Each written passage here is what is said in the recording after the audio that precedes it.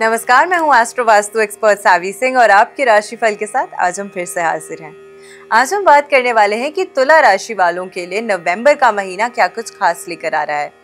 क्योंकि ये साल ऑलमोस्ट अंतिम चरण के पास ही पहुंच चुका है, सब लोग जानना चाहते हैं कि उनके लिए इस महीने क्या कुछ खास है।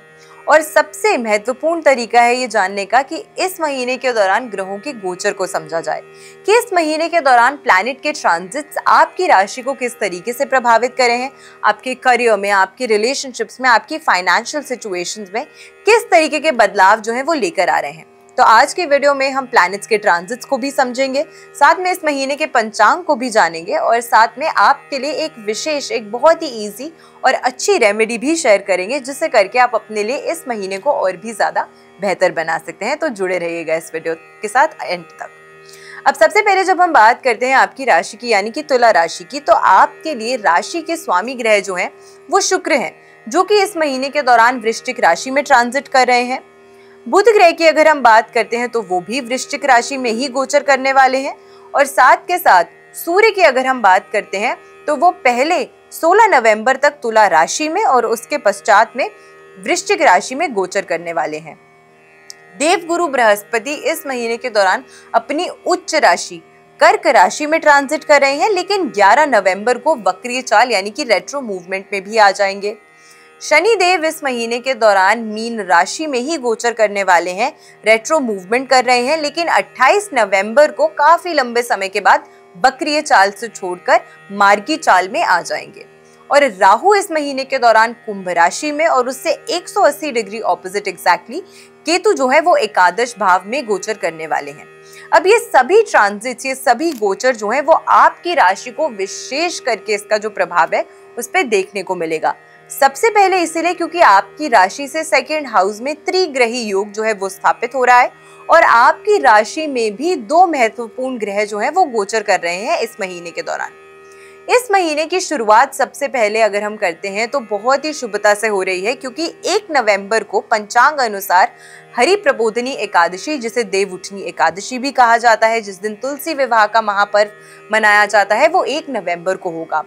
इस महीने की सबसे महत्वपूर्ण पूर्णिमा, जिसे कार्तिक पूर्णिमा के नाम से जाना जाता है, वो 5 नवंबर को मनाई जाएगी और 5 नवंबर को ही साथ में ही गुरु नानक देव जी की जयंती भी मनाई जाएगी।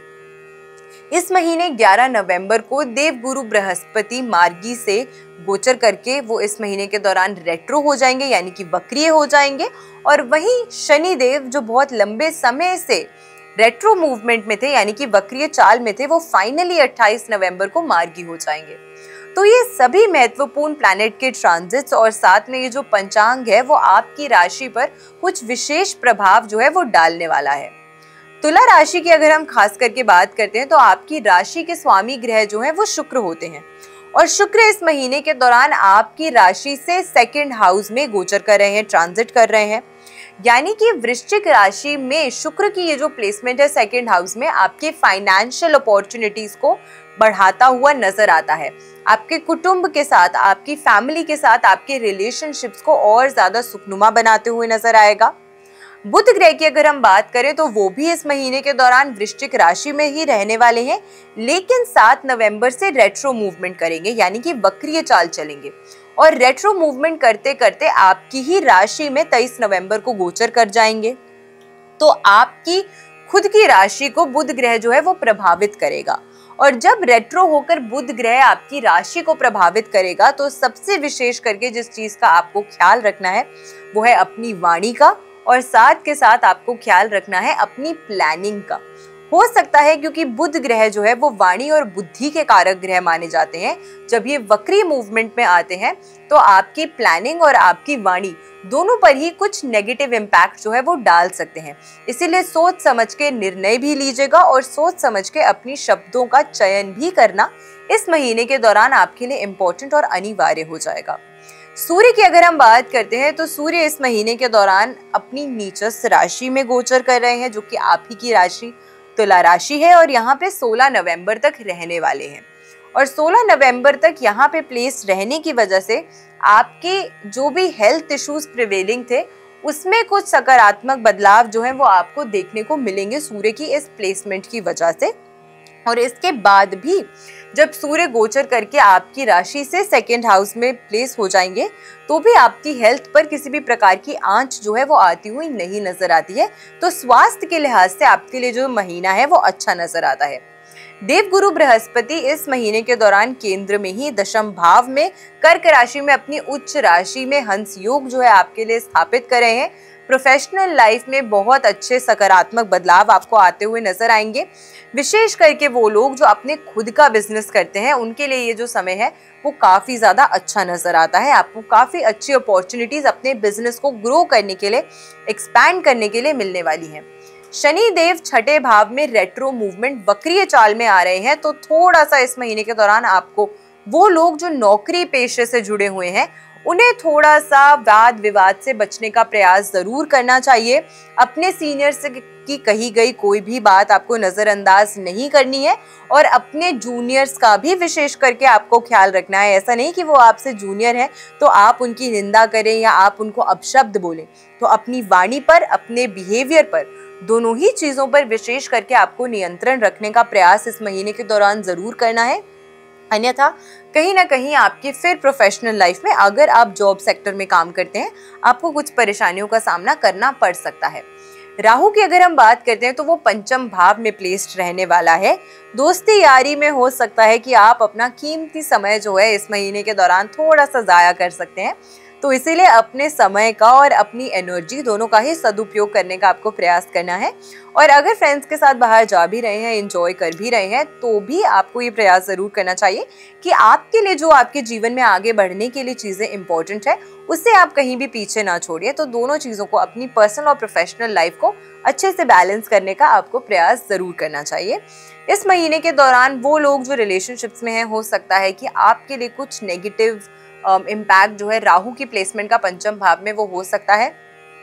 तो अपने दोस्तों के साथ या अपने पार्टनर्स के साथ बहुत अपनी जो नाजुक बातें हैं, जो बहुत आपकी सेंसिटिव टॉपिक्स ऑफ डिस्कशन है, उन्हें मत साझा कीजिएगा। हो सकता है कि कोई आपकी इस अच्छाई का या आपकी इस ट्रस्ट का फायदा भी उठा सकता है। तो इस चीज का भी आपको विशेष करके ख्याल रखना चाहिए। केतु की एकादश भाव में प्लेसमेंट होने के कारण आपको थोड़ा सा प्रयास करना चाहिए कि वो लोग जो अपने प्रमोशन का इंतजार कर रहे हैं उनके लिए इंतजार थोड़ा लंबा हो सकता है। अगर आप किसी भी तरीके से किसी सेकेंड सोर्स ऑफ इनकम से पैसा जनरेट करने का सोच रहे थे, तो हो सकता है कि उसमें थोड़ी सी डिलेज या फिर हो सकता है कि उसमें थोड़ा सा आपको उस लेवल का रिजल्ट जो आप जिसकी आशा थी उसमें थोड़ी सी कमी आती हुई आपको नजर आ सकती है। तो इसका भी आपको विशेष करके ख्याल जरूर रखना चाहिए।